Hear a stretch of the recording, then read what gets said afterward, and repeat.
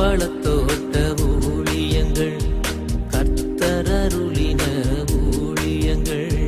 திராட்சை பழத்தோட்ட ஊழியங்கள், கர்த்தரருளின ஊழியங்கள். அவரில் நிலைத்திருந்து கனி கொடுப்போம், கர்த்தர் வாய்க்க செய்வார்.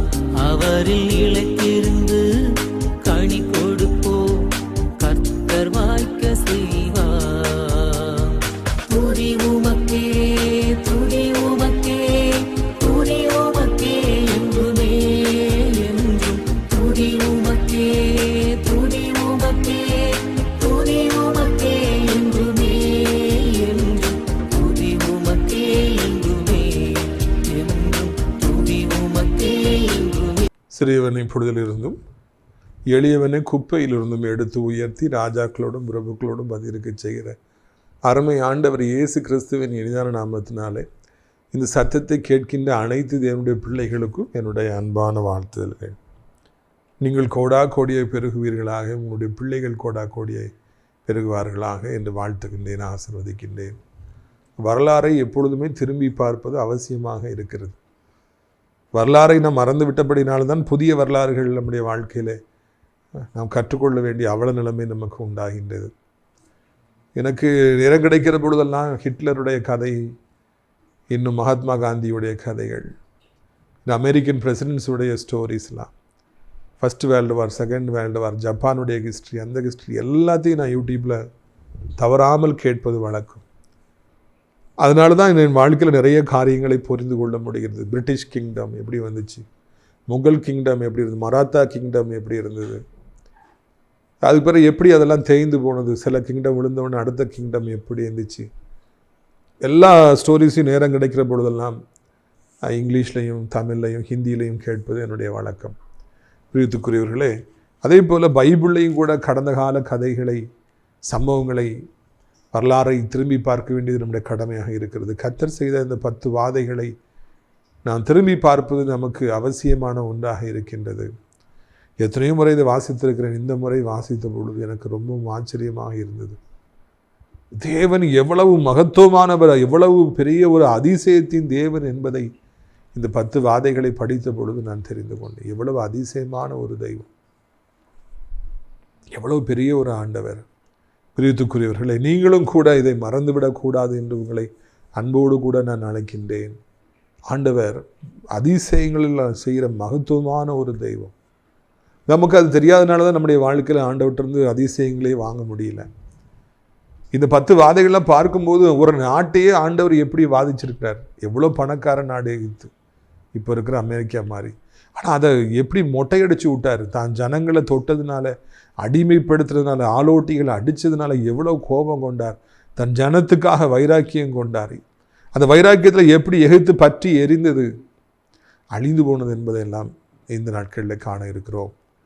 பிரியத்துக்குரியவர்களே, நம்முடைய செய்திகள் உங்களுக்கு பிரயோஜனமாக இருக்கும் என்றால் நீங்கள் அதை அநேகருக்கு அறிமுகப்படுத்துங்கள். முக்கியமாக இளைய தலைமுறைகள் இது செய்தியை கேட்கின்ற பொழுது அதிகமாக ஆசீர்வதிக்கப்படுவார்கள் என்பது சந்தேகமில்லை. நம்முடைய தொலைக்காட்சி நிகழ்ச்சிகளை நாள்தோறும் பாருங்கள், அறிமுகப்படுத்துங்கள். ஊழியத்தின் சார்பாக கட்டப்பட்டு நடத்தப்பட்ட ஒரு அடைக்கலான் குருவி முதியோர் இல்லம் அநேக முதியவர்களுக்கு ஆசீர்வாதமாக இருக்குது. நாள்தோறும் அங்கே ஜனங்கள் வந்து சேர்ந்துட்டு இருக்கிறாங்க. இன்னும் நிறைய இடங்கள் உண்டு. கர்த்தரால் தொடப்பட்டவர்கள் தாராளமாக வந்து நீங்கள் அங்கே தங்கலாம் என்கிற நல்ல செய்தியை உங்களுக்கு நான் அறிவிக்கும்படியாக விரும்புகிறேன். பிரியத்துக்குரியவர்களே, அங்கே அவர்களுக்கான ஜெபங்கள் தொடர்ந்து நடைபெற்று கொண்டே இருக்கிறது. உருவானவர்கள்லாம் வந்து அவங்களுக்கு ஜெபத்தை நடத்துகிறாங்க. 3 வேளையும் சிறப்பான உணவுகள் அவர்களுக்கு பரிமாறப்படுகிறது. நல்ல ஒரு ஆவிக்குரிய இடம், தாராளமாக வந்து நீங்கள் தங்கலாம் என்கிற நல்ல செய்தியை உங்களுக்கு நான் அறிவிக்கும்படியாக விரும்புகின்றேன். பிரியத்துக்குரியவர்களே, அது மாத்திரமல்ல, நம்ம அதே தேவனுடைய மாளிகை அடுத்தாப்புல கர்த்தர் 3 ஏக்கர் இடத்தை கொடுத்துருக்கிறார். அனாதை பிள்ளைகளுக்கான இல்லம் எனப்பட்ட உன்னதமான ஒரு தேவ திட்டம் அங்கே இருக்கிறது. தூக்கி வீசப்படுகிற பிள்ளைகளை எடுத்து வந்து நாம் வளர்க்க போகிறோம்.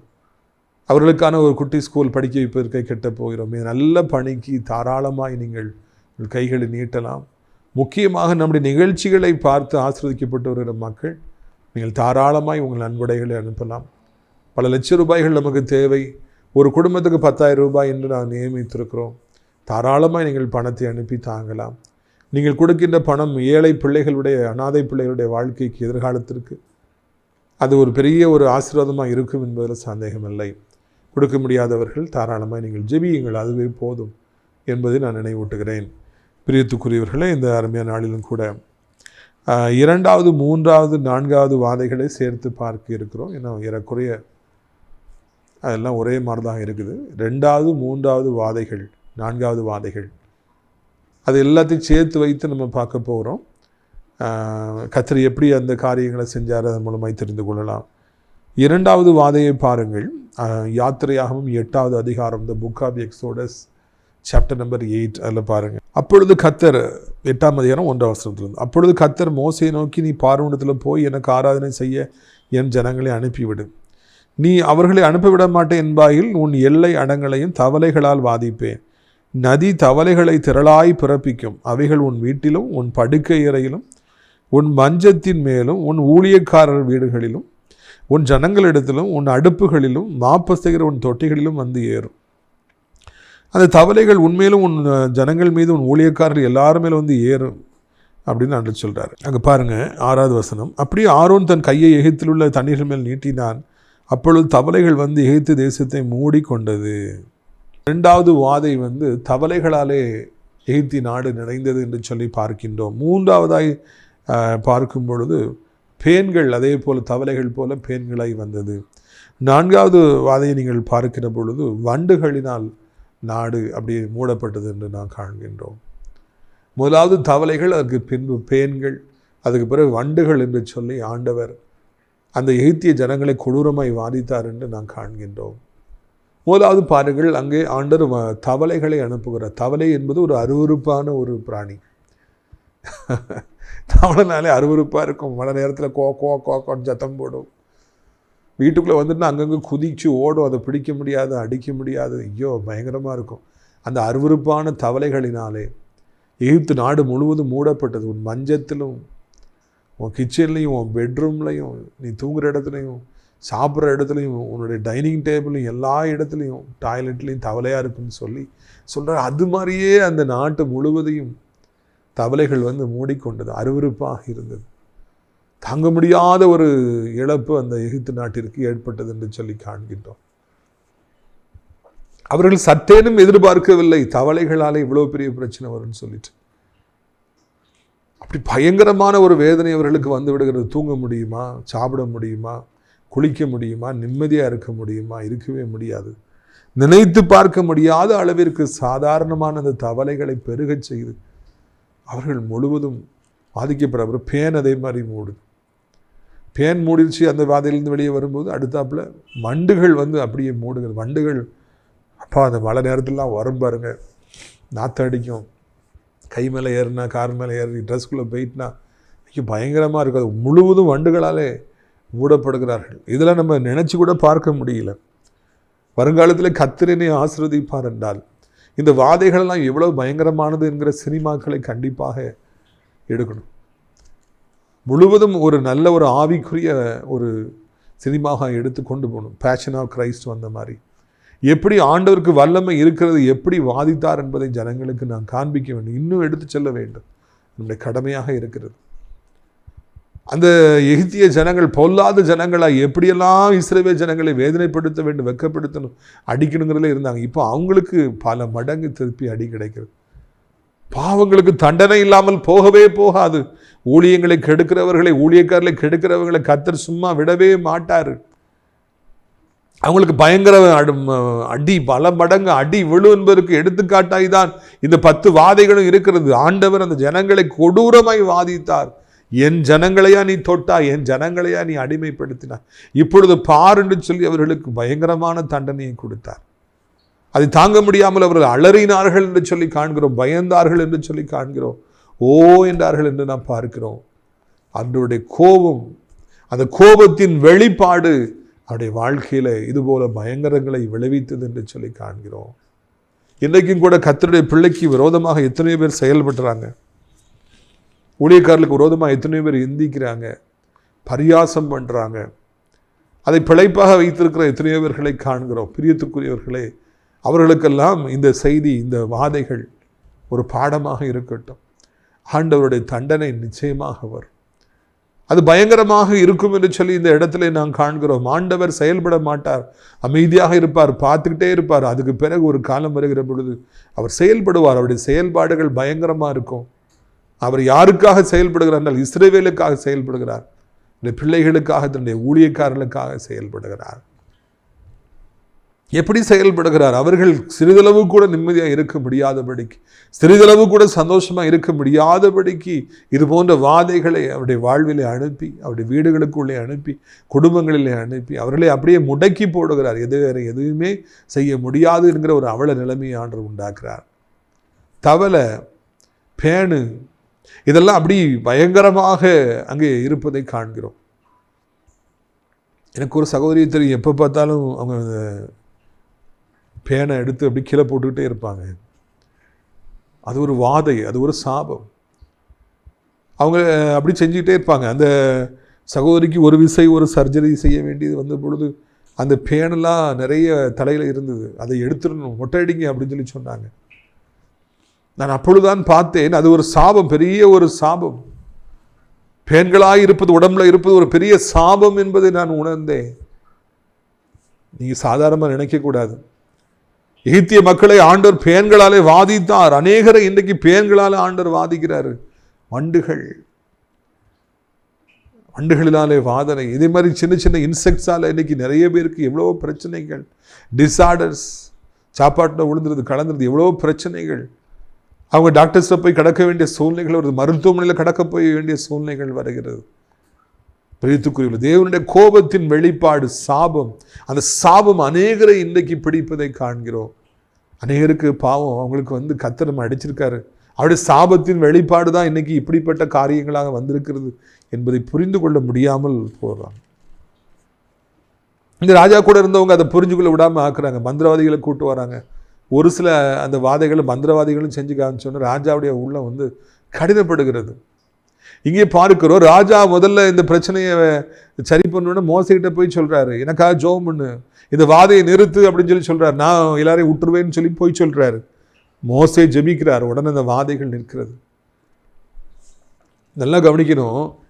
2வது வாதையிலிருந்து ராஜா போய் ஒவ்வொரு சமயம் மோசைகிட்ட கேட்குறாரு, எனக்காக நீ ப்ரேயர் பண்ணு, இது போதும், என்னால் தாங்க முடியலன்னு சொல்லி அவர் சொல்கிறாரு. மோசையும் உடனே போய் ஜெபம் பண்ணுறாரு. ஆண்டவர் அதை கேட்டு அந்த வாதி நிறுத்துறாரு. தவளைகள்லாம் செத்து போகுது.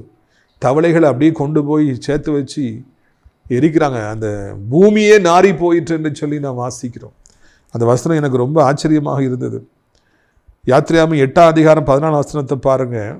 14 அவைகளை குவியல் குவியலாய் சேர்த்தார்கள், அதனால் பூமி எங்கும் நாற்றம் எடுத்தது. தவளைகளை மொத்தமாக சேர்த்து வச்சு எரிக்கிறாங்க. ஐயோ, அது பயங்கர நாற்றம் அடிக்குது. ஆனாலும் ராஜா மாறினாரா? மாறவே இல்லை. ஒவ்வொரு முறையும் அவர் எனக்காக ஜெபம்னு நான் மாறிடுறேன், உன் ஜனங்களை விட்டுறேன், நீங்கள் போங்கிறார். அதுக்கு பிறகு அந்த பிரச்சனை சரியானோன்னா நான் விட மாட்டேன் அப்படின்னு சொல்லி அவர் சொல்கிறார். என்றைக்கும் எத்தனையோ பேர்கள் பிரச்சனை வந்த உடனே, சாபம் வந்த உடனே ஆண்டவர்கிட்ட வராங்க, ஊழியத்துக்கு வராங்க, ஜெபம் பண்ண வராங்க, ஆலயத்துக்கு வராங்க. ஐயோ, நான் ஆண்டவருக்காக நிற்பேன்னு சொல்கிறாங்க. பிரச்சனை சரியான உடனே அவங்க இதே மறுபடியும் கடினப்பட்டு மறுபடியும் அவங்க பழைய வாழ்க்கைக்கு போயிடுறாங்க. நாயானது கக்கினதை மறுபடி தின்ன திரும்புகிறது போல மூடர்கள் தங்கள் மூடத்திற்கு மறுபடியும் திரும்புகிறார்கள். வாழ்க்கையில் ஒரு பிரச்சனை அடி விழுந்து நம்ம ஆண்டவர்கிட்ட சரியாயிடுச்சுன்னா மறுபடியும் நம்ம மூடத்தினத்துக்கு போகக்கூடாது. அப்படி போனோம்னா மறுபடியும் அந்த பிரச்சனை வரும். அதுதான் பிரச்சனை. அதான் கவனிக்க வேண்டிய காரியம். நான் மறந்து போகின்ற காரியம் அதுதான். ஆண்டவரே என்னை ஆசீர்வதியும், என்னை ஆண்டவரே சுகப்படுத்தும், ஆண்டவரே வேலையை தாரும், ஆண்டவர் அதை தாரும், இதை தாரும்னு கேட்டுட்டு ஆண்டவர்கிட்ட இருந்து நம்ம வாங்கிட்டு அதுக்கு பிறகு மறுபடியும் பாவ வாழ்க்கைக்கு போவோம் என்றால் அது ஆபத்தானது. நான் விட மாட்டேன். முதல்ல எனக்காக ஜெபம் பண்ணு, எப்படியாவது நிறுத்து, தாங்க முடியல, நான் எல்லாத்தையும் விட்டுறேன்னு அவர் சொல்கிறார்.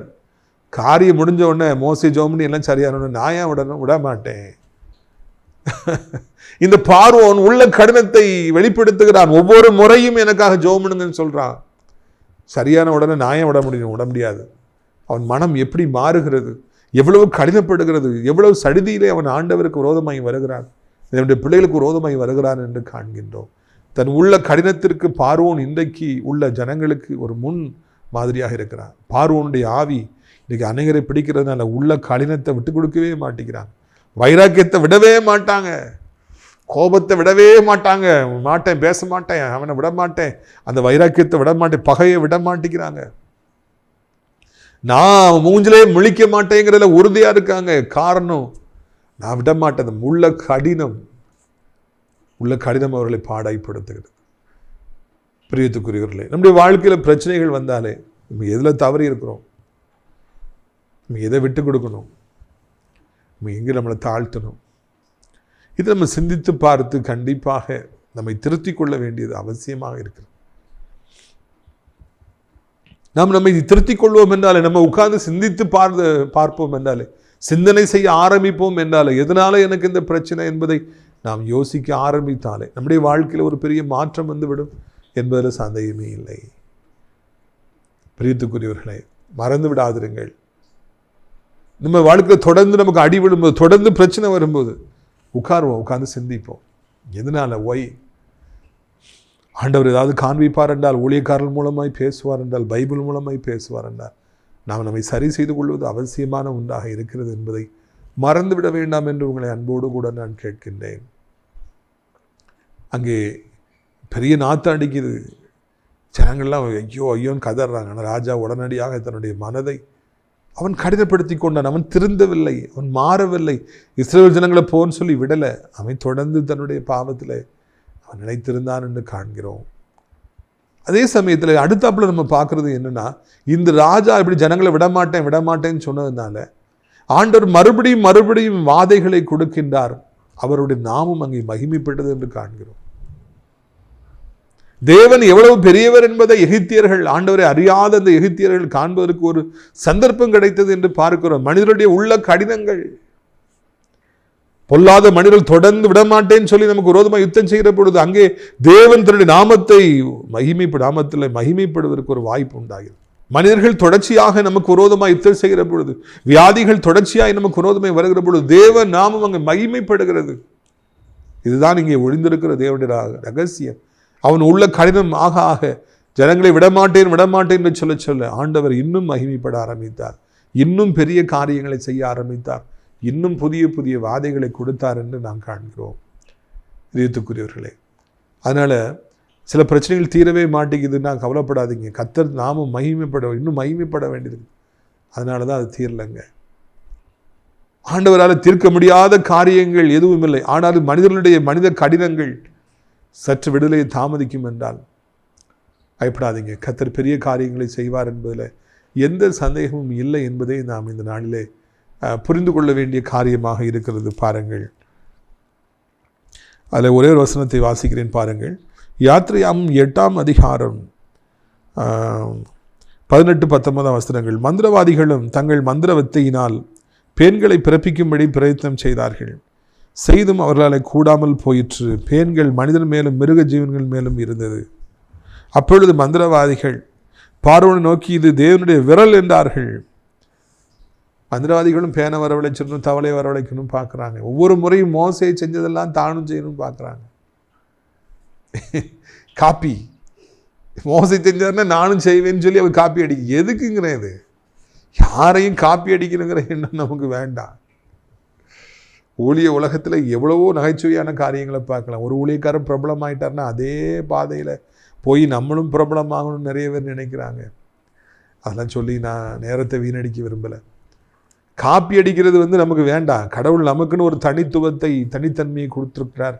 அதில் நம்ம பிரயாணப்பட்டு போயிட்டே இருப்போம். அவங்க இப்படி பண்ணுறாங்க, இவங்க இப்படி பண்ணுறாங்க, நானும் அதே மாதிரி பண்ணுவேன்னு சொல்லி நினைக்க வேண்டாம். அடுத்தாப்பில் அப்படி செய்ய அவங்க நினைக்கும் பொழுது அவங்களால முடியாமல் போகுது. ஆண்டவர் அவங்களை வாதிக்கிறார்.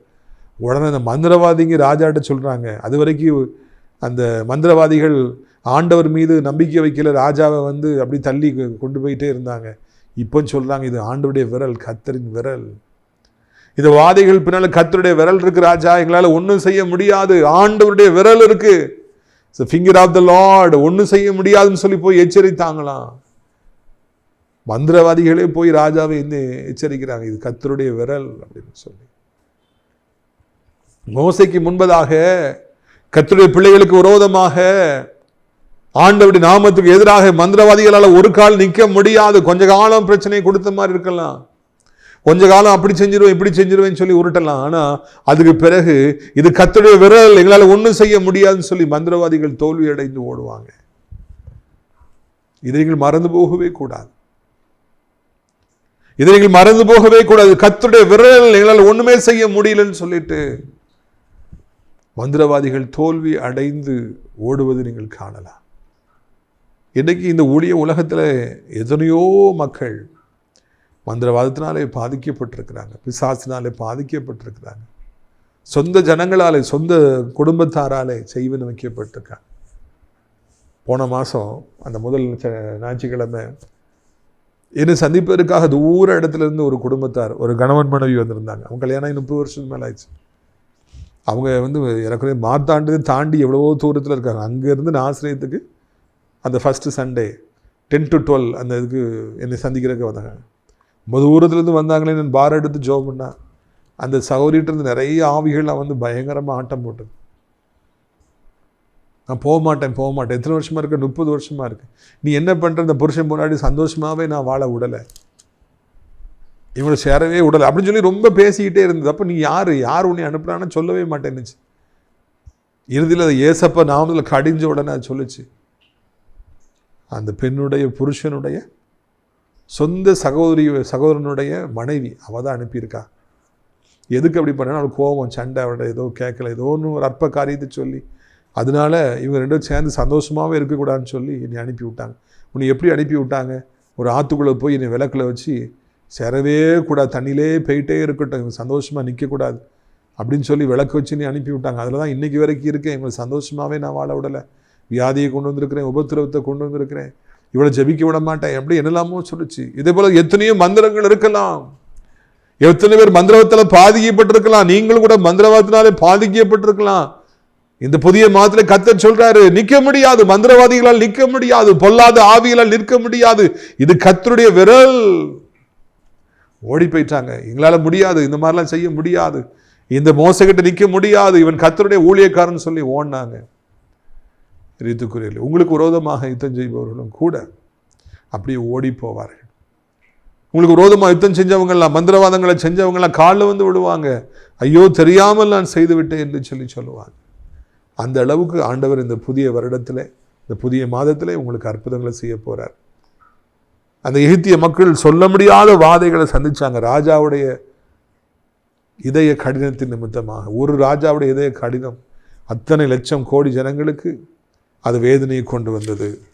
அநேகருடைய உள்ள கடிதங்களுடைய குடும்பத்தாருக்கு வேதனையை கொண்டு வருகிறது, எத்தனை பேருக்கு கொண்டு வருகிறது, எத்தனை கஷ்டங்களை கொண்டு வருகிறது. அதே நேரத்தில் ஒரு மோசையின் மூலமாக எத்தனையோ நன்மைகள் இஸ்ரவேல் ஜனங்களுக்கு உண்டாயிற்று.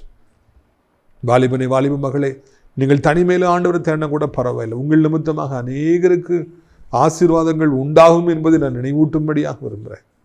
ஒரு ஆளை நீங்கள் ஜோம்னா கூட போதும், கர்த்தர் பெரிய காரியங்களை செய்வார். யோசுவா சொன்னதை மறந்து விடாதிருங்கள், நானும் என் வீட்டாரோம் என்றால் கர்த்தரையே சேவிப்போம். நம்முடைய வாழ்க்கையிலும் கூட சேர்ந்து நம்ம ஜெபிக்கலாம். எத்தனையோ ஆசீர்வாதங்கள் நம்ம நிமித்தமாக என்னுடைய குடும்பத்தாருக்கு வரும், எல்லோருக்கும் வரும் என்பதை மறந்து போகக்கூடாது.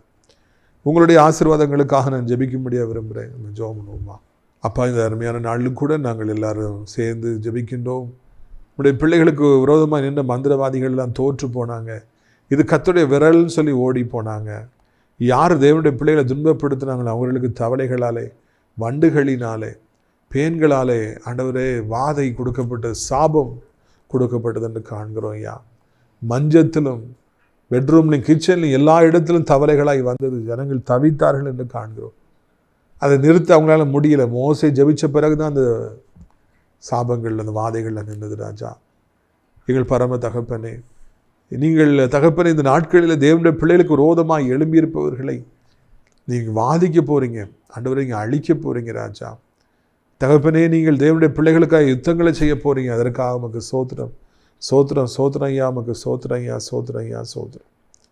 தகப்பனே, இந்த அருமையான நாளிலும் கூட ஆண்டவரே, நீங்கள் எங்கள் இரத்த கோட்டைகளை மறைத்து கொள்ளுங்கள். நீங்கள் எங்களுக்காக பழி வாங்குகிற தெய்வமாக, எங்களுக்காக நீ பெரிய காரியங்களை செய்கின்றவராக இருப்பதை குறித்து கேள்விப்பட்டோம். அதற்காக சோத்திரம் ஐயா. ஆண்டவரே, இந்த நாளில் என்ன சாபங்கள் இருந்தாலும் ஆண்டவரை தோத்திரம் ஐயா, அவைகள் ஆண்டவரை நீங்கி போகட்டும் என்று சொல்லி ஜெபிக்கின்றோம். அவைகள் எங்களை விட்டு அகன்று போகட்டும் என்று சொல்லி ஜெபிக்கிறோம். பேன்கள் எனப்பட்ட சாபம், பெண்களை தலையில் வராதபடிக்கு பாதுகாத்துக் கொள்ளுங்க. தவளைகள் ஆண்டவரை வந்து வீட்டுக்குள்ளே வந்து சாபமாய் வராதபடி பாதுகாத்துக் கொள்ளுங்க. வண்டுகள் வராதபடி பாதுகாத்துக் கொள்ளுங்க. உடம்புக்குள்ளே எங்கேயும் காதுக்குள்ளே எங்கேயும் பெயராதபடி பாதுகாத்துக் கொள்ளுங்க. முக்கியமாக பெண்களுங்கிற சாபம் அநேக பெண்களை பிடித்து முடியல இருந்துக்கிட்டே இருக்குது ராஜா. அந்த சாபங்களை இப்பொழுது துடைத்தெடுக்க வேண்டும் என்று சொல்லி கெஞ்சுகிறோம். ஆண்டவரே, இந்த அருமையான நாளிலும் கூட கர்த்தாவே சோத்திரம் ஐயா, ஒவ்வொருவரையும் தொடுவீராக. என்ன சாபத்தோடு வாதையோடு இருந்தாலும் அவருடைய விட்டு நீங்கட்டும், அவருடைய எல்லை விட்டு நீங்கட்டும், அவருடைய குடும்பத்தை விட்டு நீங்கட்டும். 2 இடம் முக்கியமான இடம் ஆண்டவரை, படுக்கையறை, இன்னொன்று தகப்பனே கிச்சன், இன்னும் டைனிங் ஹால். இந்த இடத்துல எங்கெல்லாம் சாபம் இருக்குதோ அங்கெல்லாம் நீக்கிவிட வேண்டும் என்று சொல்லி கெஞ்சுகிறோம். ஆண்டவரை, நீர் வாழ வைக்க வேண்டும் என்று சொல்லி கெஞ்சுகிறோம். நீர் ஆசீர்வதிக்க வேண்டும் என்று சொல்லி கெஞ்சுகிறோம். நீர் பலத்தினால இடை கட்ட வேண்டும் என்று கெஞ்சுகிறோம். முக்கியமாய் சாபத்து நிமித்தமாய் வாதை நிமித்தம் வந்திருக்கிற வியாதிகள் எதுவாக இருந்தாலும் மறையட்டும். இந்த உக்கிரம் அப்படியே தணியட்டும். வேதனை அப்படி உச்சகட்டத்தில் இருக்கா, இப்பொழுதே ஜெபிக்க இந்த வேதனை அப்படியே தணியட்டும். அந்த வீக்கம் அப்படியே குறையட்டும். அந்த கட்டிகள் அப்படியே மறையட்டும். அந்த புண்கள் அப்படியே மறையட்டும். சத்துருடைய கொடுக்கள் அப்படியே முறிக்கப்பட்டு போகட்டும் ஐயா. இந்த அருமையான நாளிலும் கூட இந்த சத்தத்தை கேட்குற பிள்ளைகள் ஒவ்வொருவருக்கும் கர்த்தாவே நீர் உதவி செய்ய வேண்டும் என்று சொல்லி கெஞ்சுகிறோம். அன்று வேலை இல்லை, கடன் பிரச்சனை, வட்டி பிரச்சனை, வருமானமே இல்லை, பிஸ்னஸ் போயிடுச்சு, என்ன பண்ணுன்னு சொல்லி தெரியல, நாளைக்கு எனக்கு இத்தனை லட்சம் தேவை, இத்தனை 1000 தேவை, என்ன பண்ணுவேன்னு சொல்லி எனக்கு தெரியல, பிள்ளை படிக்க வைக்க முடியல, ஐயோ கல்யாணம் கட்டி கொடுக்க முடியல, என்ன பண்ணும், வீடு கட்டணுமே, வாங்கணும் பணம் இல்லை, என்ன பண்ணுவேன், தகப்பனை தரித்திரத்தை நீக்கி போடுங்க. அது பெரிய சாபம் அப்பா. ஆண்டவர் பாத்திரங்கள் நிரம்பி வழியை உதவி செய்யுங்க. இந்த கிருபை தாங்கட்டும் ஆண்டவரை. பாவங்களுக்கு அடிப்பட்டுக்கிற, போதைக்கு அடிப்பட்டுக்கிற, பைக்கு மொபைல் ஃபோன் அடிப்பட்டுக்கிற வாலிபர்களை சந்தியும் ரட்சியும். அவருடைய கற்றோருடைய கண்ணீரை கண்டவர் ரட்சியும். எக்ஸாம் எழுதுகிற பிள்ளைகளுக்கு ஞானத்தை தந்து ஆண்டவர் அவர்கள் தொடர்ந்து மேல் படிப்பு படிக்க, நல்ல மார்க் எடுக்க, எதிர்காலம் கட்டப்பட ஜெபிக்கின்றோம். நீட் எக்ஸாமுக்கு ரெடியான பிள்ளைகளை வெற்றி தர வேண்டும் என்று கெஞ்சுகிறோம். ஆண்டவரை, இன்னுமாக தகப்பனும் வல்லமையான கரம் பிள்ளைகளோடு கூட இருக்கட்டும். நீர் பெரிய காரியங்களை செய்யும் ஐயா. ஆண்டவரே, வயதான கீழே விழுந்து அப்படி 2 கரங்களால் ஏந்தி கொள்ளுங்கப்பா. உலகம் இருக்கிற அத்தனை நாடுகளையும் ஆசீர்வதிங்க, அத்தனை மக்களையும் ஆசீர்வதிங்க, இந்திய தாய் திருநாட்டை ஆசீர்வதிங்க, அனைத்து மக்களையும் ஆசீர்வதிங்க. முக்கியமாய் தேவனுடைய பிள்ளைகள், அனைத்து ஊழியக்காரர்கள், ஆலயங்கள், திருச்சபைகள், போதக பிதாக்கள், பாஸ்டர்ஸ் எல்லாரையும் ஆசீர்வதிங்க. நாசிரியர் திராட்சைப்பழத்தோட்ட ஊழியர்களை நேசிக்கிற, நாள்தோறும் நம்ம நிகழ்ச்சியிலே பார்க்கிற, அறிவுப்படுத்துகிற ஒவ்வொருவரையும் உதவி செய்யுங்க. கிருபையினாலே தாங்கிக் கொள்ளுங்க, இரக்கத்தினாலே தாங்கிக் கொள்ளுங்கப்பா. ஆண்டவரே, இந்த அருமையான நாளிலும் கூட கர்த்தாவே உமக்கு சோத்திரம், உமக்கு சோத்திரம் ஐயா. ஆண்டவர், அடைக்கலான்குரிய முதியோர் இல்லத்தில் தங்க அநேக முதியோர்களை அழைத்து கொண்டு வாருங்கப்பா. அப்படியே அழைத்து கொண்டு வருவீங்க, உமக்கு சோத்திரம் ஐயா. ஆண்டவர், அனாதை பிள்ளைகளுக்கான இல்லங்கள், ஸ்கூல் கட்டப்பட உதவி செய்யுங்க, மகிமைப்படுங்க. இயேசுவின் மூலம் ஜெபிக்கிறோம் நல்ல பிதாவே, ஆமென். என் ஆத்துமாவை கர்த்தரை சோத்திரி, என் முழு உள்ளமே அவருடைய பரிசுத்த நாமத்தை சோத்திரி. என் ஆத்துமாவை கர்த்தரை சோத்திரி, அவர் செய்த சகல உபகாரங்களை ஒருபொழுதும் மறவாதே, ஆமென். கர்த்தராகிய இயேசு கிறிஸ்துவின் கிருபையும் பிதாவாகிய தேவனுடைய அன்பு பரிசுத்தாடி அந்யோன்யங்களாத பிரசன்னம் உங்கள் அனைவருடன் ஜெகிஸ்தா காலங்கள் நிலைத்திருப்பதாக. அல்லேலூயா, அல்லேலூயா. God bless you.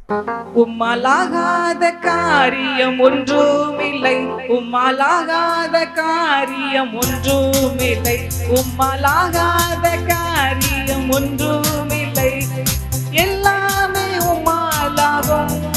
அல்லேலூயா, எல்லாமே உம்மாலாகும். ஆகும், எல்லாமாகும், உம்மாலே தான் எல்லாமாகும். ஆகும், எல்லாமாகும், உம்மாலே தான் எல்லாமாகும். சொல்லி முடியாத அற்புதம் செய்பவர் நீரே ஐயா, நீரே. எண்ணி முடியாத அதிசயம் செய்பவர் நீரே ஐயா, நீரே. சொல்லி முடியாத அற்புதம் செய்பவர் நீரே ஐயா, நீரே. எண்ணி முடியாத அதிசயம் செய்பவர் நீரே ஐயா, நீரே. அப்பா உமக்கு ஸ்தோத்திரம், அன்பே உமக்கு ஸ்தோத்திரம், அப்பா உமக்கு ஸ்தோத்திரம், அன்பே உமக்கு ஸ்தோத்திரம். மாறாத காரியம் ஒன்றுமில்லை, உம்மாலாகாத காரியம் ஒன்றுமில்லை, உம்மாலாகாத காரியம் ஒன்றுமில்லை.